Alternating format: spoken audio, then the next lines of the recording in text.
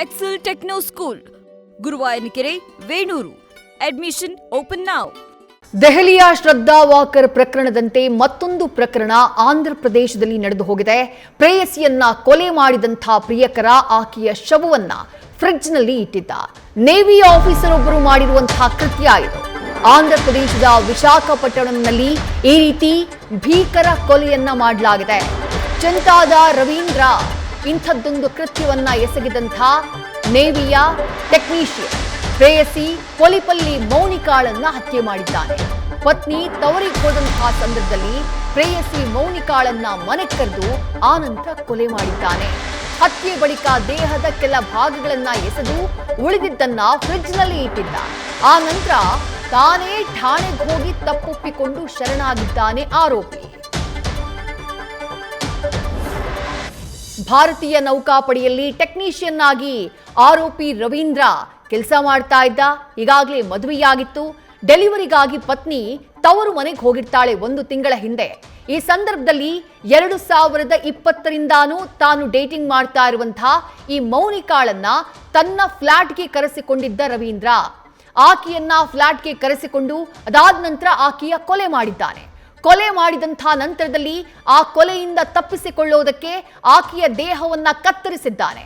ಕೆಲ ಭಾಗಗಳನ್ನ ಕೆಲವೆಡೆ ಎಸೆದಿದ್ದಾನೆ ಅನ್ನುವಂತ ಮಾಹಿತಿ ಇದೆ. ಉಳಿದ ಭಾಗಗಳನ್ನ ಫ್ರಿಡ್ಜ್ನಲ್ಲಿಟ್ಟಿದ್ದ. ಅದಾದ ನಂತರ ಅದ್ಯಾವ ಪಾಪ ಪ್ರಜ್ಞೆ ಕಾಡ್ತೋ ಗೊತ್ತಿಲ್ಲ, ಸೀದಾ ತಾನೇ ಹೋಗಿ ಪೊಲೀಸ್ ಸ್ಟೇಷನ್ ನಲ್ಲಿ ಸರೆಂಡರ್ ಆಗಿದ್ದಾನೆ. ಮತ್ತಷ್ಟು ಡೀಟೇಲ್ಸ್ ನಮ್ಮ ಪ್ರತಿನಿಧಿ ಚಂದ್ರಮೋಹನ್ ನೀಡ್ತಾ ಹೋಗ್ತಾರೆ. ಚಂದ್ರಮೋಹನ್, ನೇವಿ ಆಫೀಸರ್ನಿಂದ ನಡೆದಿರುವಂತಹ ಕೃತ್ಯ ಇದು. ಬಟ್ ಕೊಲೆ ಮಾಡಿದ್ದು ಯಾವ ಕಾರಣಕ್ಕಾಗಿ? ಇವರಿಬ್ಬರ ಪರಿಚಯ ಏನಾಗಿತ್ತು? ಜೊತೆಗೆ ಆಕೆಯನ್ನ ಫ್ಲಾಟ್ಗೆ ಕರೆದಂತಹ ಸಂದರ್ಭದಲ್ಲಿ ಯಾವ ಕಾರಣಕ್ಕಾಗಿ ಜಗಳ ಆಯಿತು? ಈ ಬಗ್ಗೆ ಏನಾದರೂ ವಿಚಾರಣೆಯ ಸಂದರ್ಭದಲ್ಲಿ ಆತ ಬಾಯಿ ಬಿಟ್ಟಿದ್ದಾನ, ಹೇಗೆ?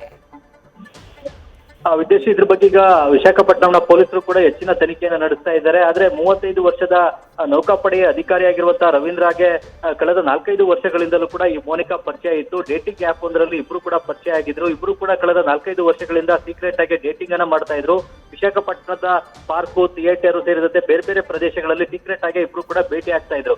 ಆದ್ರೆ ಈ ರವೀಂದ್ರಗೆ ಮೊದಲೇ ಒಂದು ಮದುವೆ ಕೂಡ ಆಗಿತ್ತು. ಈತನ ಪತ್ನಿ ಕೂಡ ಇದ್ರು. ಪತ್ನಿಯ ಜೊತೆ ಈತ ವಿಶಾಖಪಟ್ಟಣದಲ್ಲೇ ವಾಸ ಕೂಡ ಇದ್ದ. ಆದ್ರೆ ಇತ್ತೀಚೆಗೆ ಆತನ ಪತ್ನಿ ತವರು ಮನೆಗೆ ಹೋಗಿದ್ರು. ತವರು ಮನೆಗೆ ಹೋದಂತಹ ಸಂದರ್ಭದಲ್ಲಿ ಈ ನೌಕಾಪಡೆ ಅಧಿಕಾರಿ ರವೀಂದ್ರ ತನ್ನ ಗರ್ಲ್ ಫ್ರೆಂಡ್ ಆಗಿರುವಂತಹ ಈ ಮೋನಿಕಾಳನ್ನ ಮನೆಗೆ ಬರುವಂತೆ ಕರೆದಿದ್ದಾನೆ. ತನ್ನ ಹೆಂಡತಿ ಮನೆಯಲ್ಲಿಲ್ಲ, ಹಾಗಾಗಿ ನೀನು ಮನೆಗೆ ಬಾ ಅಂತ ಹೇಳಿ ಕರೆದಿದ್ದಾನೆ. ಹಾಗಾಗಿ ಈ ಮೋನಿಕಾ ಕೂಡ ರವೀಂದ್ರನ ಮನೆಗೆ ಹೋಗಿದ್ದಾಳೆ. ಮನೆಗೆ ಹೋದಂತಹ ಸಂದರ್ಭದಲ್ಲಿ ಇಬ್ರು ಕೂಡ ಮಾತನಾಡಿದರೆ ಈ ಮಾತುಕತೆಯ ವೇಳೆನಲ್ಲೇ ಇಬ್ಬರ ನಡುವೆ ಜಗಳ ಕೂಡ ಆಗಿದೆ. ಈ ಜಗಳ ವಿಕೋಪಕ್ಕೆ ಹೋದಂತಹ ಸಂದರ್ಭದಲ್ಲಿ ಈ ರವೀಂದ್ರ ಮೋನಿಕಾಳನ್ನ ಚಾಕುವಿನಿಂದ ಹಿಡಿದು ಹತ್ಯೆಯನ್ನ ಮಾಡಿದ್ದಾನೆ. ಹತ್ಯೆ ಮಾಡಿದ ಬಳಿಕ ಶವವನ್ನ ಏನ್ ಮಾಡೋದು, ಎಲ್ಲಿ ತಗೊಂಡು ಹಾಕೋದು ಅನ್ನೋದು ಬಗ್ಗೆ ಇದನಿಗೆ ಯಾವುದೇ ಒಂದು ಐಡಿಯಾಗಳು ಕೂಡ ಬಂದಿಲ್ಲ. ಕೊನೆಗೆ ಈ ಒಂದು ಶವವನ್ನ ಪೀಸ್ ಆಗಿ ಮಾಡಿ ಎಸೆದ್ ಬಿಡೋಣ ಅನ್ನೋ ಒಂದು ಆಲೋಚನೆಯನ್ನ ಮಾಡಿದ್ದಾನೆ. ಅದರಂತೆಯೇ ಶವವನ್ನ 3-4 ತುಂಡುಗಳಾಗಿ ಮಾಡಿದ್ದಾನೆ. ಶವದ ಕೆಲವೊಂದು ತುಂಡುಗಳನ್ನ ಮನೆಯಿಂದ ಹೊರಗಡೆ ತೆಗೆದುಕೊಂಡು ಹೋಗಿ ಎತ್ತಿದ್ದಾನೆ. ಆದ್ರೆ ಈ ಎಲ್ಲಾ ತುಂಡುಗಳನ್ನು ಕೂಡ ಮನೆಯ ಹೊರಗಡೆ ತೆಗೆದುಕೊಂಡು ಹೋಗಿ ಹಾಕ್ಲಿಕ್ಕೆ ಆಗಿಲ್ಲ. ಹೀಗಾಗಿ ಈತ ಮನೆಯ ಶವದ ಕೆಲ ತುಂಡುಗಳನ್ನ ಮನೆಯಲ್ಲಿದ್ದಂತಹ ತನ್ನ ಮನೆಯ ಫ್ರಿಡ್ಜ್ ನಲ್ಲೇ ಇಟ್ಟಿದ್ದ. ಆ ಇಟ್ಟ ಬಳಿಕ ಈತನಿಗೆ ಒಂದು ಪಾಪ ಪ್ರಜ್ಞೆ, ತಪ್ಪು ಮಾಡದೆ ಅನ್ನೋ ಒಂದು ಭಾವನೆ ಬಂದಿದೆ. ಇದರಿಂದಾಗಿ ಈತ ಸೀದಾ ಪೊಲೀಸ್ ಠಾಣೆಗೆ ಹೋಗಿ ಶರಣಾಗಿದ್ದಾನೆ. ಮುಖ್ಯವಾಗಿ ನಮ್ಮ ದೇಶದಲ್ಲಿ ಈ ಲವರ್ ಗಳನ್ನ ಈ ರೀತಿಯಾಗಿ ತುಂಡಾಗಿ ಹತ್ಯೆ ಮಾಡೋದು, ಫ್ರಿಡ್ಜ್ ನಲ್ಲಿ ಇರ್ತಕ್ಕಂತಹ ಘಟನೆಗಳು ಮರುಕಳಿಸ್ತಲಿವೆ. ದೆಹಲಿನಲ್ಲೂ ಕೂಡ ಇದೇ ರೀತಿಯಾದಂತಹ ಒಂದು ಹತ್ಯೆ ಪ್ರಕರಣ ನಡೆದಿತ್ತು. ಅದಾದ ಬಳಿಕ ನಮ್ಮ ಬೆಂಗಳೂರಿನಲ್ಲೂ ಕೂಡ ಸದಾಶಿವನಗರ ಪೊಲೀಸ್ ಠಾಣಾ ವ್ಯಾಪ್ತಿಯಲ್ಲಿ ತನ್ನ ಗರ್ಲ್ ಫ್ರೆಂಡ್ ಶವವನ್ನು ತುಂಡಾಗಿ ಕತ್ತರಿಸಿದಂತಹ ಕೃತ್ಯ ಕೂಡ ನಡೆದಿತ್ತು.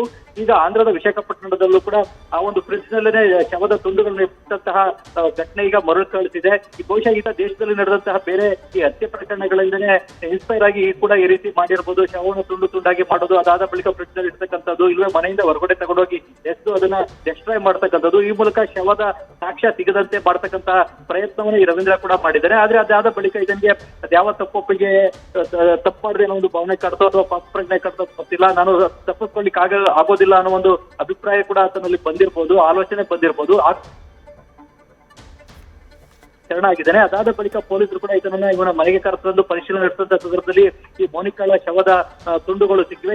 ಈಗ ವಶಕ್ಕೆ ಪಡ್ಕೊಂಡಿರ್ತಕ್ಕಂಥ ಪೊಲೀಸರು ಉಳಿದ ಶವದ ತುಂಡುಗಳನ್ನು ಕೂಡ ಪತ್ತೆ ಹಚ್ಚಿ ತಮ್ಮ ವಶಕ್ಕೆ ತೆಗೆದುಕೊಂಡು ಇದ್ರ ಬಗ್ಗೆ ತನಿಖೆಯನ್ನು ಕೂಡ ನಡೆಸ್ತಾ ಇದ್ದಾರೆ. ಈ ರವೀಂದ್ರನನ್ನು ಕೂಡ ಹೆಚ್ಚಿನ ವಿಚಾರಣೆಯನ್ನ ನಡೆಸ್ತಾ ಇದ್ದಾರೆ. ಯಾವ ಕಾರಣಕ್ಕಾಗಿ ಇಬ್ಬರ ನಡುವೆ ಜಗಳ ಆಯ್ತು, ಎಷ್ಟು ವರ್ಷದಿಂದ ನಿಮ್ಮಿಬ್ಬರ ನಡುವೆ ಒಂದು ಸಂಬಂಧ ಬಾಂಧವ್ಯ ಇತ್ತು, ಹೇಗೆ ಈ ಒಂದು ಕೊಲೆ ನಡೀತು ಏನು ಅನ್ನೋದ್ರ ಬಗ್ಗೆ ಈಗ ಹೆಚ್ಚಿನ ವಿಚಾರಣೆಯನ್ನ ವಿಶಾಖಪಟ್ಟಣದ ಪೊಲೀಸರು ಕೂಡ ನಡೆಸ್ತಾ ಇದ್ದಾರೆ. ವಿದೇಶಿ ಥ್ಯಾಂಕ್ ಯು ಚಂದ್ರಮೋಹನ್ ತಮ್ಮೆಲ್ಲ ಡೀಟೇಲ್ಸ್ಗೆ. ನ್ಯೂಸ್ ಫಸ್ಟ್ ನಿರ್ಭೀತಿಯಿಂದ ನಿಮ್ಮ ಪರವಾಗಿ.